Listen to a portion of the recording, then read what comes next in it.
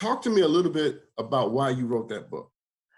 I wrote it because I retired at the end of 2018 after being a minister of music for 30 years. And I chronicle my experience of how I started and what I learned.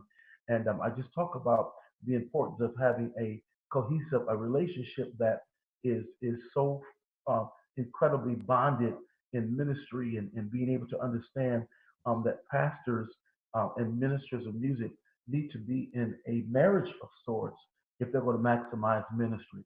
So I talk about the funny stories, all the things that I did wrong and what I learned and how I made adjustments to make sure pastors felt supported and that there was no competition in ministry. There's one story that Mm. I tell in the book, and I'll make it real quick. When I first got to Newburgh, he wasn't Bishop Eddie Long, he was Reverend Eddie Long at the time. And this is when it was in the smaller church. And I had only been there maybe 6 or 7 months. And he said to me one Sunday morning, Byron, I want you to give me a hot service. Give me a hot song before I preach. And this is when Newburgh had three morning services. That was unheard of.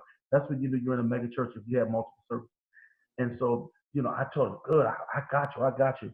So I did the Tommies because it was in the 80s. There is no way I can live without you. And There is no exactly. And at way. the end, you got to slow it down. I have tried. You have to slow it down. Right. Drama. Over. Oh, brother. And I did over and over and over. And I ran down the aisle and the church went crazy. And so Bishop Long had to get up behind that and he had to start on 10,000 because the people were up here and they Yeah. weren't ready to receive the word. So he said to me after that service, as he was walking out, I want to see you in my office. And I'm sitting there showing like this.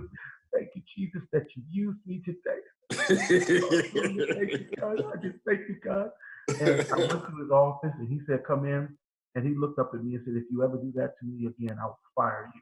And I was shocked. And he said it in Baptist words. So, back there. I know the Baptist words. Yes. And so by the time we got to the final service, I wrote out my resignation on a spiral notebook paper. And when he came into the pulpit, I gave it to him. He looked at it, put it in his Bible. Needless to say, that third service, bro, was like a Presbyterian funeral. I had no energy, no life, no spirit to do nothing. I had an attitude. Mm. The choir was like, what is going on? The service was completely flat. So, Bishop Long said to me as he was leaving out the pulpit, he said, I want to see you in my office.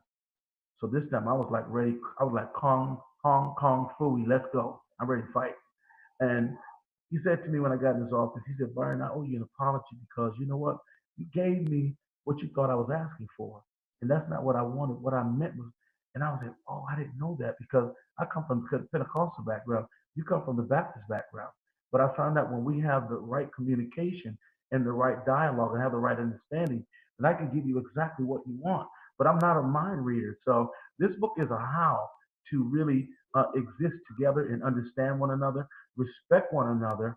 And I do it through so many different points of how, like Aretha Franklin said, RESPECT. It's really about respect and understanding people's perspective and Yeah. understand how to move forward and be everything that you need to be to help vision come to pass. Because ultimately, pastors have the ultimate accountability for the vision of a house, not a Yeah. ministry. Yeah.